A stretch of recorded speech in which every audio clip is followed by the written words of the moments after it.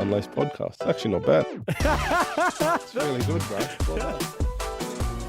What a time to be alive, folks. It is a beautiful day in Melbourne. We're still in lockdown. We'll probably always be in it, but I do want to thank all the subscribers and listeners out there. As I mentioned, we did take a few weeks off. We're back on deck. This is the third week in a row, and this is a special week. This is a special episode because it's the first kind on the Unlaced podcast. Everyone knows us for bringing on these great athletes, and it might be contentious because he could be a great athlete, but he's definitely an unbelievable DJ. DJ Generik, or as his friends and family like to call him, Tyson, mate. Welcome to the show. G'day, Chakey. It's lovely to be here. I feel pretty honoured that my athleticism is finally being noticed. It's unbelievable. You know what? You know what's got you on this show is like we're going to go into your DJ dreams and what you've done because we all want to be you. But your genuine passion on Instagram around sporting posts just made me think there's an intense love you have for sport, for AFL in particular. Yeah, I think I'm the only Collingwood supporter in the history of time to have all my teeth. And, so I feel pretty honoured. I'm pretty passionate. G'day, Campbell. How's it going, mate? Not like we're recording, but how's it going? Mate, Campbell was just on last week. Probably the best story, which everyone that's not in the studio, Campbell Brown's just knocked on the window there, scared the life out of Tyson. But Campbell was on the previous episode. If you haven't listened to that one, guys, get back and listen to that because Campbell can tell a story underwater. It was unbelievable. Also, last time I probably saw Campbell in person was in Las Vegas.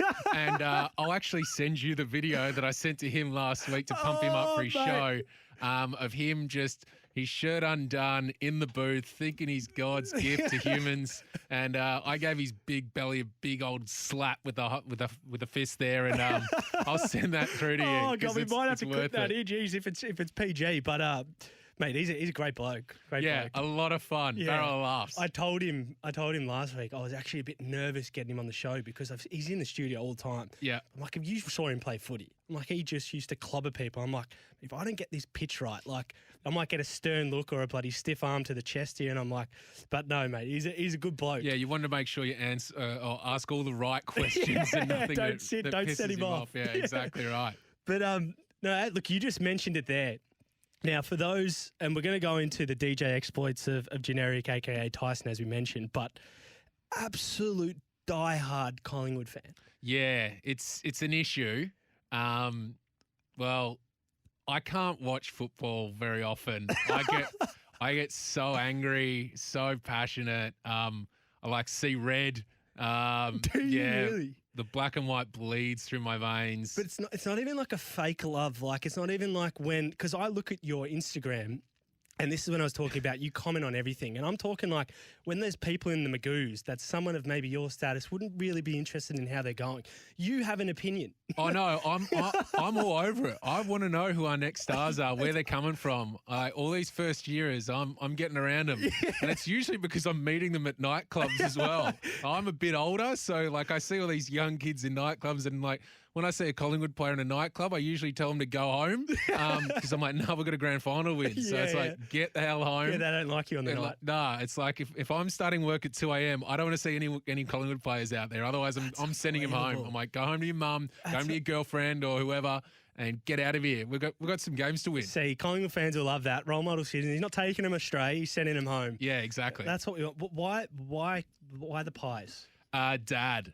Family tradition. Yeah, it was... I was just brought up Collingwood and I actually did defect for a year because Collingwood were going through quite a rough patch. We were. When was this? Oh, this is like Tony Shaw had like. Okay, it's just 90s. Yeah, 90s.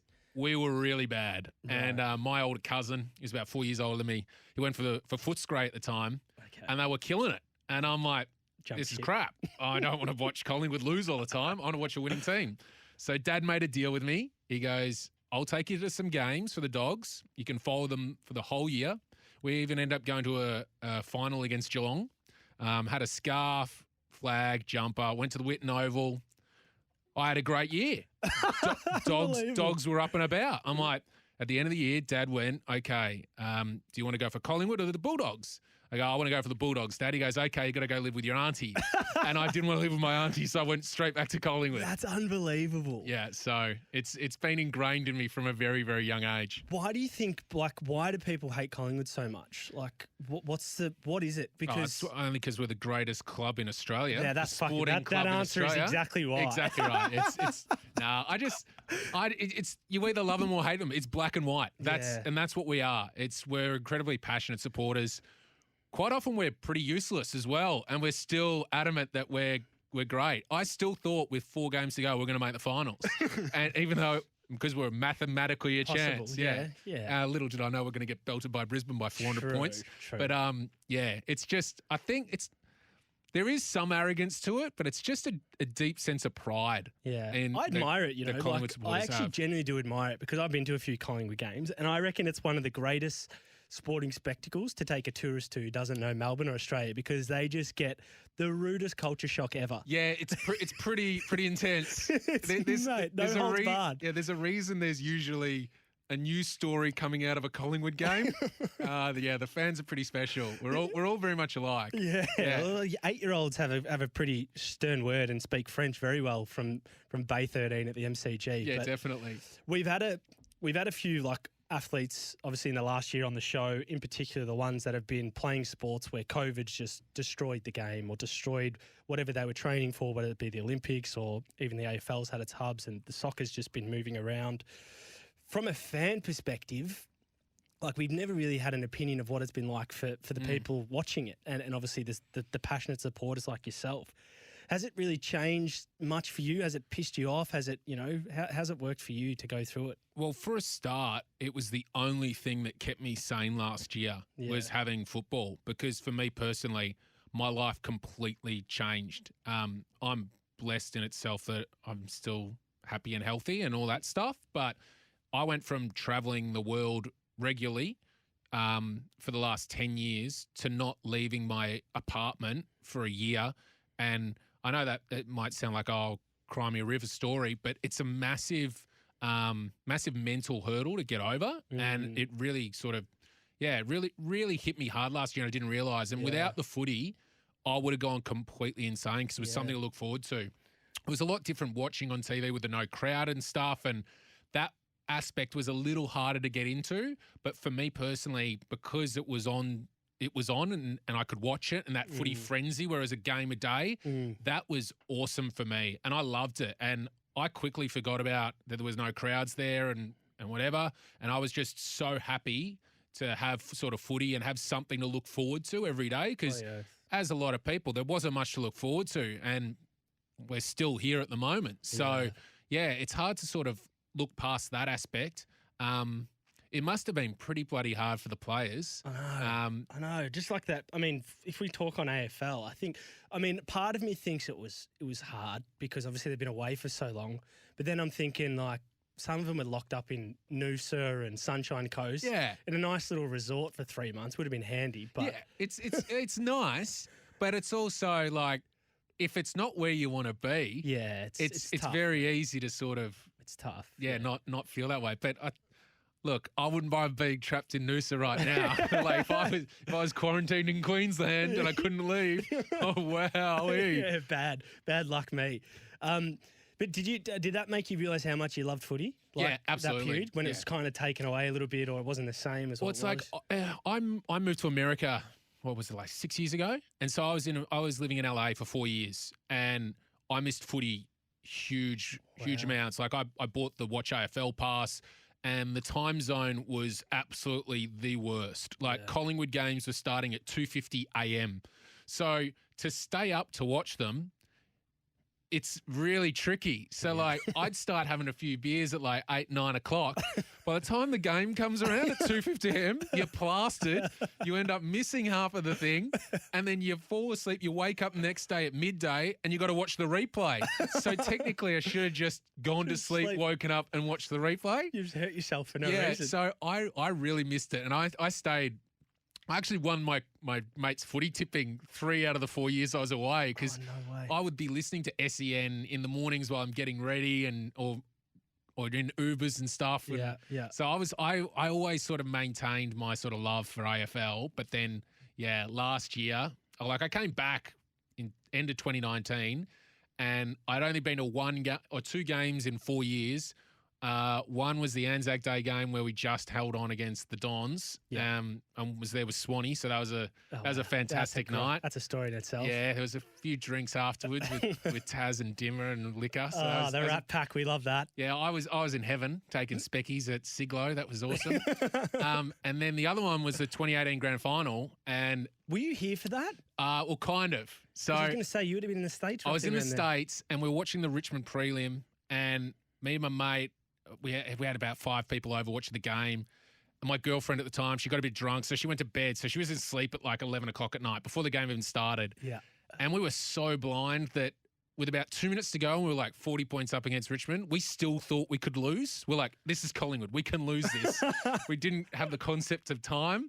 And then so as soon as the game finished, when Campbell Brown was in Vegas, he was there with Sam Fisher. And Sam Fisher promised me his ticket to the grand final because he'd won one for his charity work that he'd done. Wow. And so I messaged Sam, like, have I got the ticket? He's like, yeah, no problems. Ticket's yours. So I booked return flights to the grand final then and there. Oh, my God. And then had to tell my girlfriend when we woke her up at 5 a.m. to take her home that I was going back to Melbourne to watch the grand final. And, then it's a long story of just bad misfortune and what happened that day and night before and everything.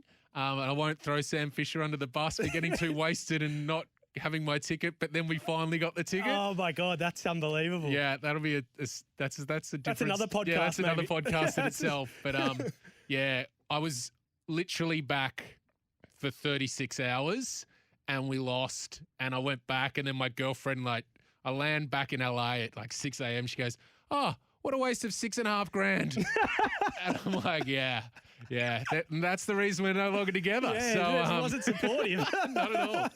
Jesus, mate, that's unbelievable. I didn't actually realise you came back for that. Yeah, so I got back the morning of the grand final parade, had a nice long lunch, and then went the next day. And what a heartbreaking grand final too. Yeah, like, wasn't like just a loss. It was like I was right behind the kick too. From Sheed. Dom Sheed, you. And then, special human. like walked to the train station, missed the train, so then got stuck with all the supporters.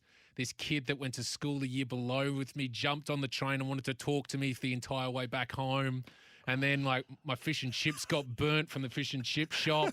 And then I realised I wasn't watching anything on TV. I was just staring at a blank screen and went to bed at like 8 o'clock and then woke up at 6 a.m., texted a few mates to hang out. But because everyone was hungover, no one woke up. And I left and went back to America. So it was a disaster. Goodness gracious me. The journey of the AFL fan. That's a electric story, given the nature of the flight. I mean, it was, and the funds behind it to then lose off arguably the greatest kick of all time. Oh, it's like ice in the veins. Yeah, just shocking. You got to give it to him. It's unbelievable. Yeah, every time now he's in that position, like it's just like everyone just knows he's going to kick it. He owes every single Collingwood supporter a beer. Yeah, I think so too. Absolutely. I think that'll square it up. Yeah. But if we go into the season that was, obviously you touched on Pies just missing out in the finals. Obviously, there's a few notable things that happened this year with Buckley leaving, Pendle's having a huge injury, a couple of people finding some form, a lot of young players getting blooded in. I mean, what did you make of the year for the Collingwood Football Club? Well, I was lucky enough to go to the Melbourne Collingwood game in Sydney. I happened to have a gig the night before, so I extended my trip. And that was Buck's last game? And so I got to see the game, and it was amazing. Yeah. And for me, that's how Collingwood... That's how I know that they play. They're just the ferocity at the ball. They were just so tenacious that day, and they dominated the D's. And as you can tell, the D's are red hot favourites for the flag this year. Yeah, they should win it. Like really, it's everything on paper, exactly right. So we just bought it that day, and that's what I love to see. And that's I think Darcy Moore's early season form really sort of doesn't get brought up in the line. He's a freak, isn't he? Like, he was all Australian, 100%. He's gone down with the injury again. And sorry, that's one thing that happened too. Losing him's massive. Jeremy Howe. When you lose Jeremy Howe and Darcy Moore, it's there's some big holes. But Geordie's season this year was absolutely massive.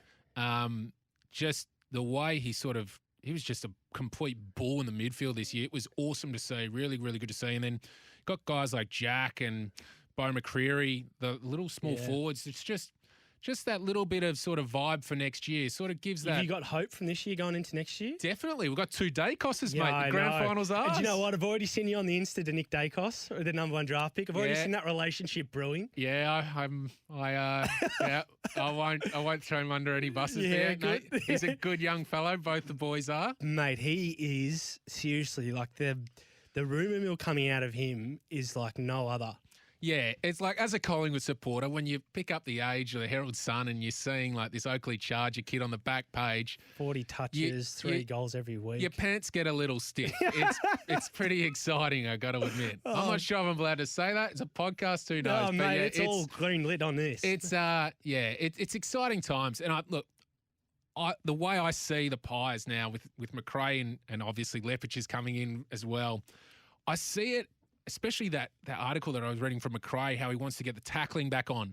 That is what Collingwood's 2009 to 12 campaign was, just that ferocity. And that's what Richmond have had for the last few years. Yeah. It's just that manic pressure. Yeah. And I want to see all our little small guys just absolutely tackling the bejesus out of teams and just, putting the pressure on. You're happy if you go down, and you see that though, aren't you, as a supporter? I think, and that's what the good thing about Collingwood's season was this year. They gave it their all year. There was the couple of games they laid down, like the Brisbane one and stuff, which we won't get into. He's put that in there sneakily. But look, it's the second last game of the year. As if they could be bothered. Like, I wouldn't have even gone. I am looking forward to next year. I wish they just give Melbourne the couple ready. We can go on with it and just start the season again. My goodness. You touched on Geordie DeGoey, our mutual friend. Shout out to Jordan.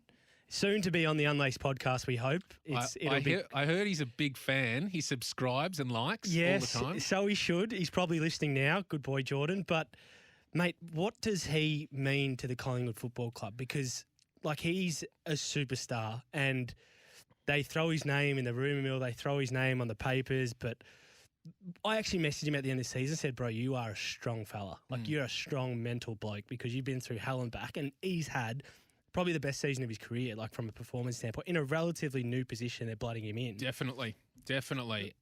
He's been amazing this year, like really amazing. And I think I can speak on behalf of Collingwood supporters where we don't listen to a lot of the stuff that gets written because a lot of it's just BS and junk. The way that anyone just Collingwood sells papers. We all know this. They sell articles. Like 100%. People will click when you see a Collingwood player doing something dumb or if they've had one bad game. Like yesterday, Kingy potting Treloar saying that he's like done. It's like, mate, he's had one bad game. He's coming off massive injuries all year, and you want to pot him. And That's it's like, and they're saying like, oh, Collingwood has won that trade battle off. I'm like, Jesus. Yeah, the mate. Bulldogs are where they're in the prelim. I know, yeah.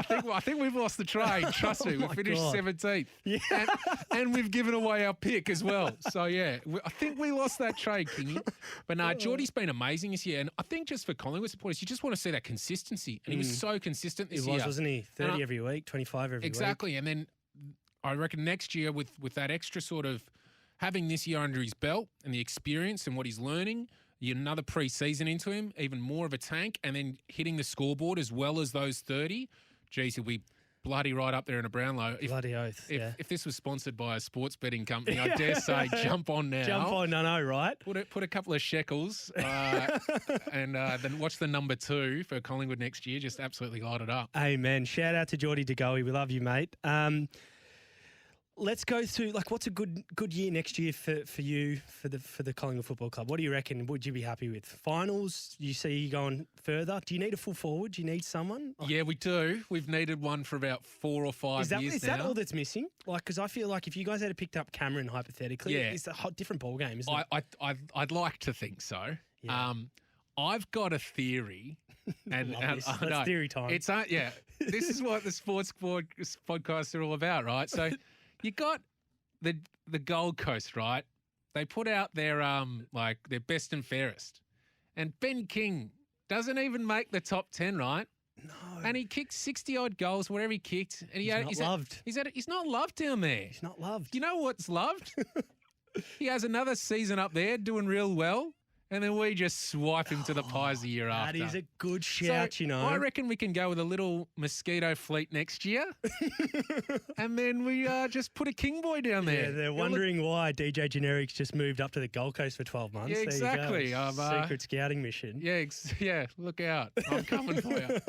All right, let's go into the grand final. Oh, I should say we're in the prelim, but by the time this comes out, we might actually know who's going to be playing. So I'm going to put you on the spot here because there's 4 teams. There might be 2 out now, one this episode's out. So let's see how the DJ Generik goes. What's your tip for the grand final and then winner? Well, I think Melbourne get the chocolates this week against Geelong.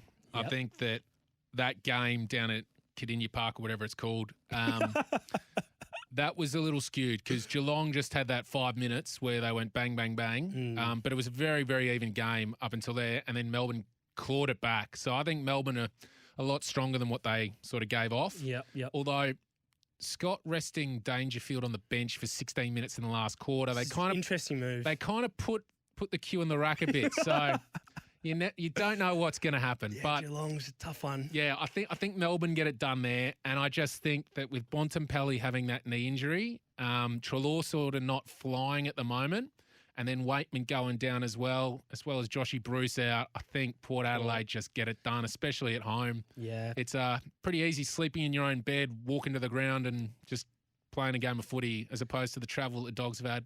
Although I would love to see the Dogs upset the Power because then the battle for the prison bars is no longer, is it? I tell you, there's a bit of hatred there.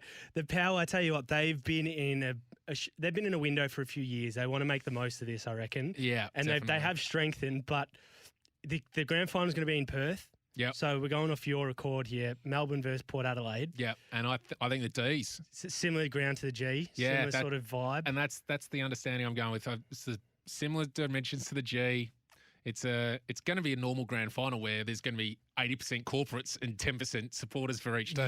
So that's not going to make a difference. But I just think Melbourne get it done. I just think their defence is so rock solid. The Lever May combo has been absolutely amazing this year, and they just stifle team scoring. And if Charlie Dixon, if he can't kick 5 or 6, they're not winning. Mate, it's going to be interesting. I tell you what, we're going to come back. Well, I might even clip this at some point if this tip comes true, this little clip's going to go viral. Melbourne by 18.5. How dare you? Cover the line. Oh, awesome. Well, we're going to transition into what everyone wants to know, and particularly me because I was going to say, that's actually a good segue. Transition. Like between songs, DJing. Yeah, I like that one. Yeah, we're just changing decks here, mate. Yeah, all right. Smooth transition. But no, my dad always has this question: what's your dream job? And he goes, you always can tell a person and how they're going to be with their response. And someone goes, fireman, doctor, fair enough. I asked my dad what his is, international DJ. Straight off the get-go. He's 50, he's early 50s. He's got the right idea. Mate, he's like, dude, what a fucking job. That's his language. Like, what a job. And, mate, you are a DJ. Oh, I was. Well, I'm going to give you credit. Yeah, it's a bit hard at the moment. Yeah. I would be if I could leave my house. And I'm going to put international in front of you because we're going to go into why. Yeah, all right. But before we go into some of the cool stories of what you do, like what really got you interested in music and like creating and then becoming an actual DJ? I was kind of like at school. I loved sport and I was decent at it. But I was never going to make the A team in footy. Cricket, different story. But footy, no, I was never going to make the A team. Right. So I knew there was no hope to be an athlete. Yeah. So why try? So I'm not going to put all this effort and time into trying to become better and getting fitter and stronger if I know I'm not going to make it. Yeah. So I put all my time and effort into music and art. And that's where my sort of love was. And so I would always be listening to music. All my mates played lots of instruments, and we'd just go and jam at mates' houses on Saturdays and Friday nights and stuff like that. And then through growing up, like when I finished high school, my mates were kind of like into that indie rock and all that scene, and I wanted to go meet girls. So I would go out with all the girls that I knew to the nightclub, and I'd be the only guy going with them. Wow. So that was genius for one. That's a hard thing to do in itself. Yeah, so kudos. Also, because guys at the time with nightclubs couldn't get into nightclubs. True, so you needed chicks. You needed girls to go with you. So I'd just go with them, and I'd go to Prince and at One Love and down in St Kilda. Beautiful. And get in. That was my way to get in. And then I was at Big Day Out, and I saw too many DJs play, and they were playing Iggy Pop and The Strokes and then Acid House and Fatboy Slim all mixed in together. And I'm like, oh, so you can like rock and roll, but you can like that doof stuff as well. Oh. And it kind of goes well together. I'm like, I can do this. No way. And then so we were consistently going to this club, 161 in Paran on a Thursday night though. So Famous club. It was indie night. Indie? And like, so they used to have bands like the Presets and Cut Copy, Midnight Juggernauts. They all played their first shows on a Thursday night at You're 161. joking. Yeah. It was like for street parties, Shake Some Action was the night. Awesome. And we knew the guy that was booking the night, and he goes, oh, do you want to come and guest DJ one night? So I got out all my CDs and just was playing like Interpol, into like New Order, into like Block Party remixes, and it kind of went off. Wow. And then he goes, you want to come back and do this every week? And I did. And then I kind of started to get a bit of a following in like the indie scene. And then I was becoming mates with all the guys like from Cut Copy and Midnight Juggernauts and all the modular acts that were starting to kill it. Major global superstars. Yeah, and this is really early, like 2005 and 6. So how old are you here? You finishing high school? I you finished out of high school? Yeah, I finished high school 2004. So I'm So like you're just 18. out of- Yeah, I'm like 18 and started this caper. And then then got approached by One Love to come and DJ in their back room. And I didn't even know how to like beat match. And I said, yeah, like straight away. Because I'm like, this is too good of an opportunity. And then I got roasted after the first week on the One Love forums, which were a massive thing before Facebook and MySpace, kids. Wow. Like for those listening, it was a forum. And I got absolutely hammered, like, because I had no skills whatsoever. Great track selection, as everyone said, but no skill. So I got put together with a guy, China, and who now owns a bunch of restaurants in Queensland all of a sudden. Strange move. Yeah, Good on him. definitely a strange move. And then he kind of taught me how to DJ as we went. And then, then it moved pretty quickly. So then from DJing in the back room there, I was playing around at 7 nightclub around the corner from here and a whole bunch of other places. And then I started working with the One Love guys more on their record label. And then also Stereosonic popped up. Huge. And it was kind of my role to talent scout acts and tell them what was cool and who to tour. And we From a had DJ point of view? yeah. So to try and find an act before it blows up in the mainstream, so you can get them at a really cheap price, and then by the time the festival comes around, you can make a lot of money off them. Yeah. So me and another mate who worked at the office there, we found like bloody Beetroots and Crookers, and we were actually responsible for LMFAO. We booked them so far in advance before they had all their hits, and then by the time the festival came around, we felt guilty that we didn't pay them enough money, so we gave them extra cash. Like, Wow. So you found LMFAO? yeah. Like, So how? well, Afrojack had this song, Take Over Control, like Yes. out at the time, massive tune. Great song. And I heard a mate of mine goes, oh, look at these like clowns from America. And I heard that it was like the video on YouTube had 137 views.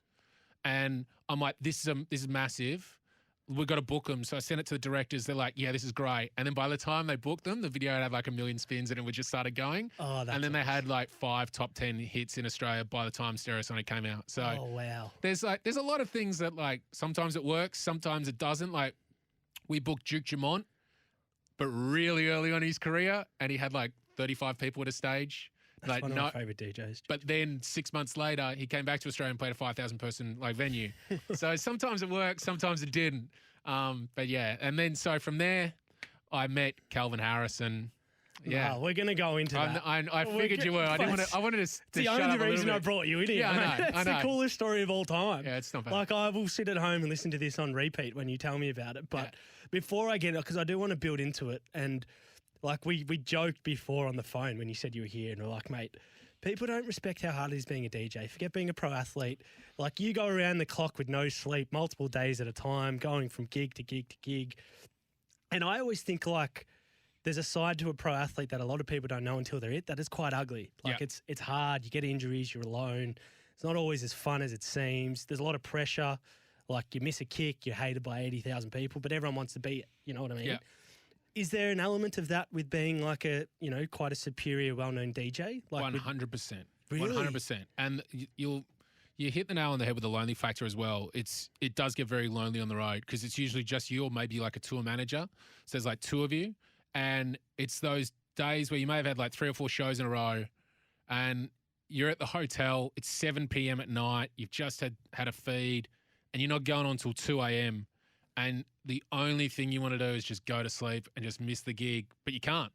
And you just got to get up and perform. And the hardest part is getting to the line, but then once you cross that line, it's easy. Because as soon as you hit play on that first song, the energy from the crowd and it just you're good. But it's just getting to the line. Yeah. And the hard thing is the traveling aspect and keeping that balance of sobriety, which is a massive thing. I've put my hand up now and say that's where I'd fall down. It's where I fall down a lot. I might not turn up to day 3 and 4, but day 1 and 2 will be memorable. You're good. Yeah. Do you know what I mean? Like that's got to be self-discipline. Yeah, you got to pick your moments. At the start, you don't, and it's the best. But see, do you have people on your team, like you mentioned, you got tour managers and stuff? Are the people there like pulling you back, saying, "Mate, we've got to be, at this place at this time"? Funny enough, or are they the people that are pushing you? Funny enough, I was the one pulling my tour manager into line. No, I think because I've just been doing it for so long, I just know what to do. I know what's expected. You know when you can have fun, when you can't. Yeah. And I still blur those lines. I still have a lot of fun. Don't get me wrong. But every now and then there's times where you're just like, okay, tonight's a sober night. We need this. We're all good. We're all good. So I'm going to jump into what everyone wants to know. But just quickly on that point, are all DJs like that? Are they all blurred lines, or there's some that are completely straight and narrow and just all music? Heaps straight. Heaps of straight, yeah. And that might be the case. The thing is, right, when you get to a certain level, that's when the party lifestyle, you cannot do it. You can't. When you've got guys like Martin Garrix who are playing 2 shows a day in 2 countries, jetting from here to there, and then they've got record label people pulling them here and there for interviews and this and that, and then you've got to write music as well while you're touring through summer, and there's no way you can do it. No. It's funny that the techno and deeper house guys, they still party a lot, but that's kind of their vibe. Yeah. Because they don't have that sort of commercial sense of having to do interviews and have that sort of perfect image. But yeah, it's when you get to a certain level, you just cannot do it. You really pick and choose your moments. Wow. That's fascinating to me. Yeah. So when you're sort of up and coming and you're a little sort of a lower tier guy, you get to have the best fun because it's not really that serious. Nothing really matters too much, and you can just go and enjoy yourself and enjoy what you're doing. But when you get to that mega scale, and when you're talking about when pyrotechnics and everything's all timed, and when it's a show, an actual show, when you're the boss up there, you can't be off your head. No, of course not. Although Fisher does a pretty good job of it. But is that an act, or is that No, man, that's who he is. Is he genuinely off his head? He's not off his head all the time. He just has a really good time. It looks like he's having the best time of his life. Why wouldn't he? He's traveling the world, playing his songs, just flipping that wrist. Flicking his wrist, having a ball. Mate, and what a guy. He's so good at what he does too. What a guy. Doesn't he carry the Australian brand so well? Yeah. I reckon there's a lot of people tuning in that might not be necessarily knowing a lot of DJs. There's probably some that are, but I reckon everyone would know who Calvin Harris is. Yeah, well, my mum does. That says it all. Calvin Harris is arguably one of the biggest names in the music industry, period, let alone any sort of segment or genre. He is so big. And a birdie told me that you and him have a great relationship, so much so you opened for him for quite some time. So that I almost had to sit down after someone told me that, because when you meet you are one of the most down-to-earth blokes ever. Oh, thank you. And you've worked with one of the greatest musicians of all time in sort of our generation. So, how on earth has that relationship collided and happened? Well, I met him at Stereosonic backstage and just got along with his tour manager at the time really well, and we just had a lot of fun. So, really, it was just 2 blokes hanging out, and that's all it ever was. And it was kind of before he was who he is now. He's the biggest act on the planet. So what year was this? Oh God, 2011 maybe. Okay. And then he called me, I think it was in 2013, and was like, "Hey, I'm in Europe for all of summer. I'm going to be bored of my crew. Why don't you come over and hang out? I'm like, okay, cool. So like, I went over and jumped on on the private jet for the month, and we went away. I went over for 2 weeks, and like I think we landed in the UK, went straight to Croatia that night, and yeah, I remember vomiting in my sink from drinking way too much Don Julio tequila, 1942. Jesus, the and finest. and that was like night one, and I was like, oh wow, okay, this is gonna be a big month. This is good. And Do you know I've had dreams of like big artists just going like, dude, I like you, kid. Like, just come hang out. And that's actually happened to you. Well, I'll do that. Like, I'll say like, hey, Jakey, let's get an Uber together and like go to the pub. Yeah, that will do. That's my level. That'll do. Yeah, and then from there, he asked me to come and support him in Vegas and warm up for him. And then I was doing a whole bunch of other warm-ups for him through Europe and in Ibiza. So we were in Ibiza in 2018 and 17 for 3 months. So that was amazing. And we were due to go back in 2019. Or no, 2020. Yeah, 2020. And then everything else happened. But yeah, he's such a talented dude. He's so driven, and now he's obsessed with his gardening, and he's in a full-on farmer lifestyle. And what a guy. And yeah, and I can't speak highly enough of the guy. He's given me a lot of opportunities that I probably would never have had. Very, very thankful. And yeah, he's killing me in our EPL fantasy league at the moment. Oh, no way, is he? I'm getting destroyed. Where's he actually from? He's from Scotland, from Dumfries. Okay. And yeah, then been living in LA. So does he have residency in Vegas anywhere? He did. He did. Okay, so he doesn't anymore. No, so not at this stage. Well, obviously, yeah. So, and then from a Europe standpoint, like when you say you're in Ibiza for a few months, were you guys having a residency at a certain place for a period? Yeah, he had a Pasha at nighttime, and then Ushuaia for the day the and greatest evening. place on earth. Yeah, so we had quite a bit of fun. I definitely did. Because I'd start the night off, so like at Ushuaia, so I'd be the first one up, and I'd play for 3 hours at the start and get the whole crowd vibing, and then a couple of other acts would come on, but I'd be there from the start to when he finished. And so as you can imagine, by the time that he finished, I was pretty inebriated and ready to carry on. And then I'd go off to another nightclub or something and come home a couple of days later. But yeah, it was just really good fun. And I wish I was doing that again. Oh, mate, that's golden. That is golden. That is golden. But I do want to know, as a DJ with some of these sort of nights and people, and I reckon there's a lot of good people you've met, do you have like a memorable moment? Like a real sort of like standout one? Because I know you've got a lot, but is there one that's like pretty just like, holy, even for you? Yeah, it was when Daft Punk toured Australia, I was good friends with Busy P, who was their manager, and he had Ed Banger Records. And Busy P actually, I was in his top 8 on MySpace. So this is going back a few years What ago. a name, by the way, Busy P. I rate that already. And I was Busy T on MySpace, like because I love the guy. And we kind of looked like twins, but like 30 years apart type of vibe. Oh. And he announced like the Justice first ever tour to Australia on my MySpace wall. So I know you're a bit young to understand what MySpace is. No, mate, I had top friends. That was a negotiation with females. If you put yourself in mine, I'll be there. Yeah, so we had the official Daft Punk after parties at One Love. Wow. And so it was just Sebastian and Kavinsky were DJing. Daft Punk weren't even going to come. But the back room we had at Prince, we kept as a green room for all the Daft Punk crew and everything like that. And so we had decks in there because that's where I used to play. And I was just basically in charge of DJing the private after party. So there's all the crew from Modular that put on the show, all the Bang Gang DJs and all the other DJs that would the support, Car Copy and Banshee and all the acts that were on board, a few birds and stuff. And it was just like really, really good vibes. And Busy P Pedro comes over to me. He's like, oh, have you met the Daft Punk guys yet? I go, nah. He's like, all right. I'll bring him over. I was playing like this. I was playing this Nile Rodgers record, like some chic record. I can't remember which one it was. And he's like, Tyson, this is Thomas Bengotta and Guy Manuel. This is Daft Punk. This is Tyson, DJ Generik, best DJ in Australia. And I'm like, what an intro. Wow, like, thank you. Clearly lying, but yeah, thank you.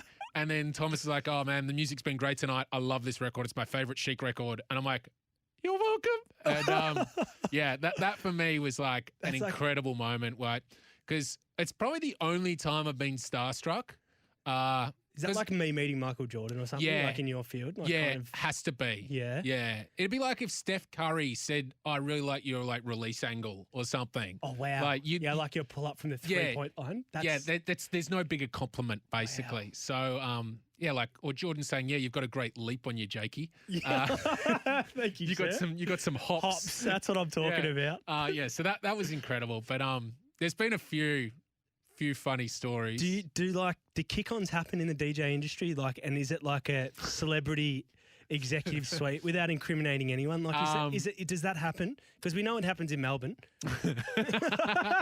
Never been to one in my life. Yeah, I bet you haven't. No, yeah, it does in different industry, in different areas. But a lot of the time it's very hard, especially with touring DJs, because they're bouncing from gig. Yeah, they're going to another place. When you're in the same spot for a while, that's when usually the fun happens. But yeah, if it's like the peak of summer and there's tours happening, it's very rare. Although Ibiza's a different like zone where there is just parties for days. It doesn't stop there. But it's almost scheduled in. So like a guy like Solomon will play a show and then he'll have 4 days off so he can DJ for 4 hours in this place called the Cave, which is like a cave built into the side of a mountain at a house. And he's renowned for that. Which I ended up at the first time I ever went to Ibiza. It was great. You're joking. Yeah. That is unbelievable because Solomon's famous in Melbourne for the Melbourne after party. Yeah, he went on and ran the show. The decks on the ironing board. Yeah, the ironing board, which is one of the Dylan Friends podcasts. The guys who've orchestrated that, they talk about it, and I felt like I was there. I was just like, it was so amazing. And I saw him in Mykonos. I had no idea he had that side to him. But you're telling me you've been to one in a cave somewhere off the shore of Ibiza. There's this house, and it's like a massive house, got pool, guest house, all that stuff. There's like a car park for like 20 cars. There's a soccer pitch. And as you're walking down to like the soccer pitch, there's just like this landing area and this round wooden door and it says the Cave, K-A-V-E. And you roll the wooden door across and there's a nightclub built into the house, into the cave, or like into the mountain. Oh my God. And so the first time I ever went to Ibiza, I ended up... Actually, this is a really good... I'll tell this story properly. Please, give me it all. Yeah, this is a good one. So... We're going to clip this. I can already tell. Yeah, I think you'll probably clip this one. This is good. So I was going over for my mate Kaz James's 30th birthday. And I'd never been to Ibiza. And I was there for 2 weeks. And I was pretty pumped. And I was staying with my mate Raf. He's like a 50-year-old bloke, was one of the partners in One Love and Stereosonic. And then another guy, Sammy, who was from Byron. So Sammy had come from Vegas where he was hanging with the Stafford brothers. So he was feeling a bit average and I'd flown for 40 hours. And Sammy was only coming to Ibiza for a couple of days, but I was there for the 2 weeks. And so we landed and he goes, oh, Tice, I know you don't feel like it, but I really want to go to DC10 tonight. It's the only night I can go to DC10 because DC10, famous club, it's only open 2 nights of the week. Or it was then. Okay. So, and it's really where all the underground DJs, it pops. Yeah, that's the spot. Oh, that's it the just spot. Sounds cool. Yeah. It's like one massive room, red, and the sun comes through the windows and stuff. It's a vibe. There's a bit of you about that. Yeah, it's a good vibe. And so Sammy's like, come on, let's go. I go, okay, we'll go, but only for an hour. And Raf goes, all right, I'll drive you guys, but take your sunglasses. And we go, no, mate, we're wrecked. Like I've flown for 40 hours. There's no chance. Yeah. Well, I should have taken my sunglasses. Because after we went there, yeah, I'll leave out a few details. Yeah, we don't want anyone to go to jail. Nah, but got to meet Jamiroquai. Oh my God. At DC10. He was having a great time. And then from there we went to Amnesia. Oh, it's a famous club. Yeah, too. and then from Amnesia we went back to the Cave House. And yeah, I came home with no shirt, my black jeans and sunglasses. And Raf goes, oh, you got some sunglasses? I'm like, yeah, I traded my T-shirt for it. And yeah, we came home 2 days after we left. So it was a really good party. And having said that, like Sammy was only staying for 2 days. He extended his trip while at this kick on. And like during the day, he was on the phone to a travel agent, changed his trip and ended up staying like a week. And we went back to DC10 the next week. So we could have actually missed that whole thing. And just gone. And just, yeah. Like normal people. It was a wild time. Dude, he was having so much fun. He thought, fuck leaving this place. I need to stay here. Yeah, and that's the type of energy and vibe Ibiza is. You don't want to leave. Yeah, you don't want to leave. Yeah. I can second that. It's kind unbelievable. of like Never Land. You just don't want to grow up. You don't want to admit that there's other things going on in the world. Like it's like its own little own world inside a world. Mate, what a beautiful story. What a beautiful story. Is it competitive, like DJing? Like if you're hearing other tracks that coming out and you're like, geez, that's good, but is there an element of you want to better that, or is it very kind of, supportive and it's not really as competitive as maybe sport, for example? I think the managers are competitive. Wow, really? But the artists aren't too competitive. That's from my sort of side of the fence. I can see like some artists go, I can't believe that record got on radio. This one should get on radio. But I think that's kind of like a natural thing. But the managers are quite competitive because I know from working with Stereosonic, when it comes to billing on a festival, there is so many arguments that go on with managers and festival owners about who's billed where and I should be billed higher than this person and blah, blah, blah, that acts get pulled off festivals because their managers say they're not playing the festival unless they're above this guy.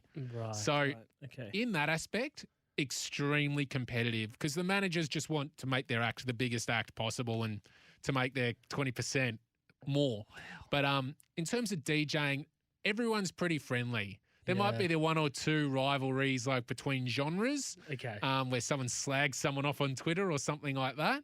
Like Seth Troxler slagged off Camel Fat, but then they all made up for it. So I was like, it's just not natural. Nah, it's just strange. But usually the vibes are pretty high. Music's one of those industries where everyone just wants to do what they do and enjoy it. That's beautiful. And that's the thing is like you're not really competing against anyone. You're just doing something that you love. That's awesome. Yeah.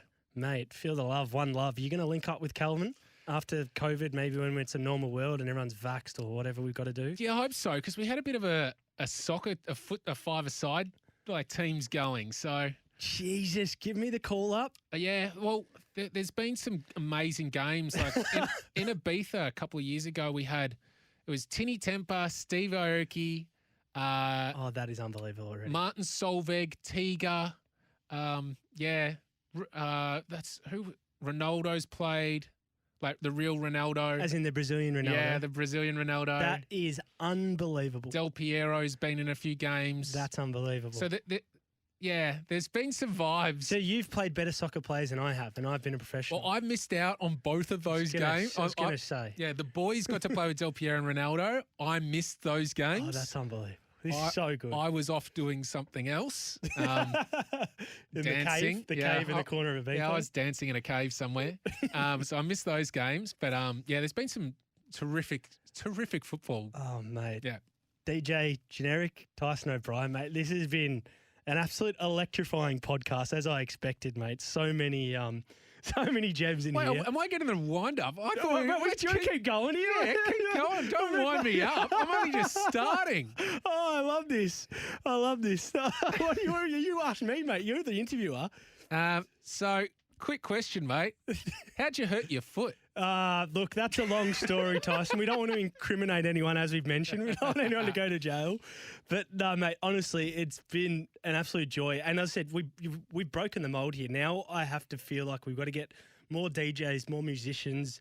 Everyone loves sport. Everyone's an athlete. That's the common thing is we've all got things in common together. Where DJs and musicians love sports and sports people love music because it's the exact opposite of what they do. It's true. And that's the thing is I would love to be able to chase a pigskin around for a job, but I can't. So I'm going to just chase drinks around a nightclub. The athletes want to do that. Exactly. Instead, they all end up there anyway. So, yeah.